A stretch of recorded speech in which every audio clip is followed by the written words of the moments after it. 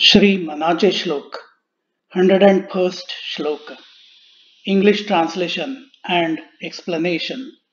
Shri Manache Shlok were written by Samarth Ramdas Swami. They are a dialogue with our mind. Jayā nāvade nāma Yama jācī Vikalpe uṭhe tarkatya narkachichi Mhaṇoni ādare nāma ghyāve Mukhe bolatā doṣa jātī swabhāve. The meaning of this shloka is the one who dislikes God's name, Yama, the god of death, torments them. Doubt ends in the vain debate, which then ends up in hell. Therefore, one should recite God's name with full respect. Chanting the name will help in naturally removing all the faults. Here is the explanation. Samarth Ramdas Swami talks about those who either don't like God or those who keep on doubting the existence of God. Both these types of people end up suffering more than others and will also go to hell in their afterlife. Even in this life, those who don't like or don't believe in God will have no one else to support them when they need it most. Many people come across various situations when they realize that there is no one for them in this world in the true sense. They might be amidst a lot of people but still feel alone.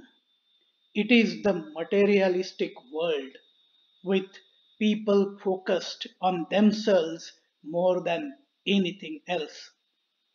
This is mainly true for those who are not spiritual. I came across a signboard which very beautifully conveyed how true devotees who have full faith and respect for God should be. It was outside a temple and read, "Remove your footwear and your me outside before you come inside the temple." In the Bhagavad Gita, chapter 7, verse 15, Sri Krishna has given four categories of people who do not surrender to God. Na mam dushkritino mūಢāः prapadyante naradhamaः mayaya paruta jnana asuram bhavamashritaः. The meaning of this shloka is, four kinds of people do not surrender unto me. Those ignorant of knowledge, those who lazily follow their lower nature though capable of knowing me, those with deluded intellect, and those with a demoniac nature. A story of a king and his experiment is worth noting here. There was a king who was a great devotee of God.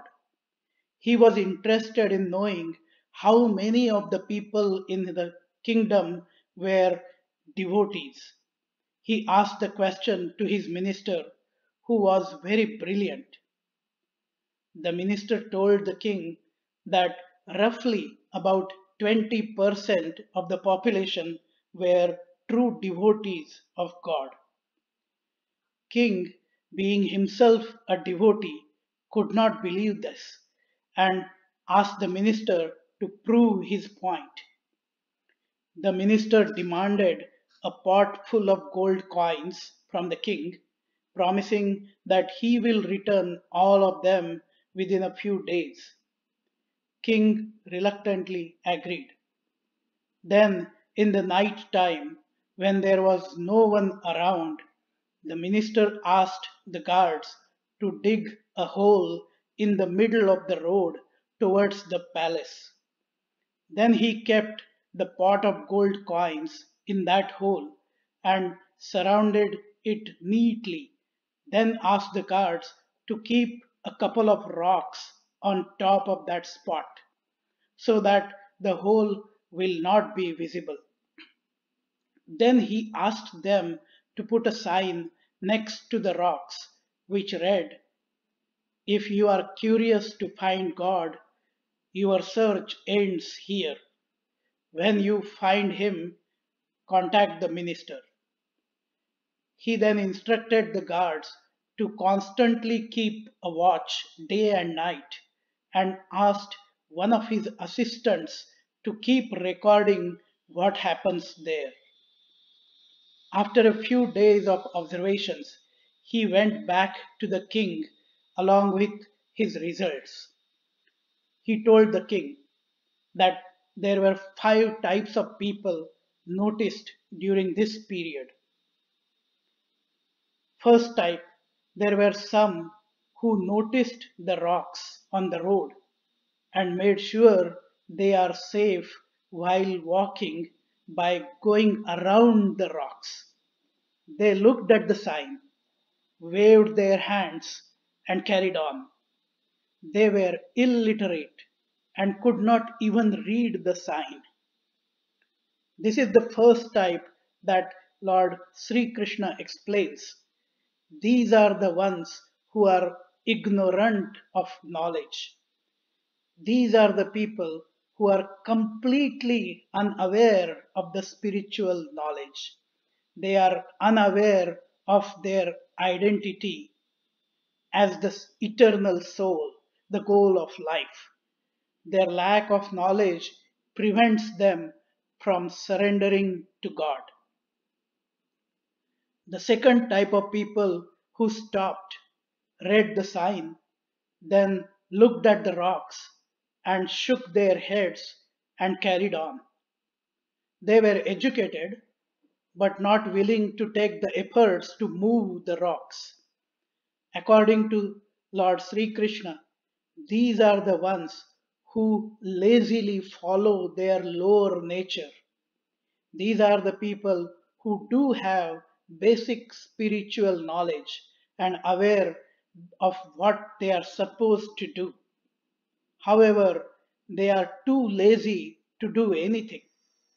This laziness in exerting oneself to act according to religious principles is a big pitfall on the path of spirituality. The third type of people stopped, read the sign, looked at the rocks, then called the guards and the assistant, then argued with the assistant that God cannot be found like this. They asked him who told him to put the sign. Did he check out himself and tried to prove to him that when God does not even exist, how can it be that the sign is correct?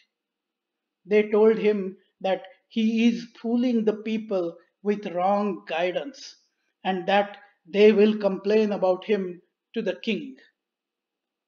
These are the ones with deluded intellect.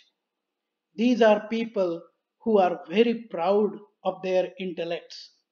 If they hear the teachings of the saints and scriptures, they are not willing to accept them with faith. Those who refuse to have faith in anything that is not evident to them in the present refuse to surrender to God. The fourth type of people went further. They stopped near the rocks, then started telling others who came by that the sign is incorrect. God cannot be found here and that they are better than God. Anyone who really wants to search for anything should not search for God but the power which these guys had. They started beating those who did not believe in them. Hence, the guards had to capture them and took them into custody. These are the ones with a demoniac nature. These are the people who know there is God but work in evil. Because of the demoniac nature, they hate God. They are unable to stand anyone singing his glories or engaging in his devotion. Quite obviously, such people do not surrender to God. And then there was a group of people who accompanied the minister who stopped at the rocks, read the sign, took efforts to remove the rocks in the curiosity to find God, and found the pot of gold coins. But then they went to the assistant, gave the pot of gold coins to him, and mentioned that since they found it on the road, it should belong to the king and not themselves. They believed in righteousness and faith in God, believing firmly that God is everywhere and meets them who are true devotees and are not selfish.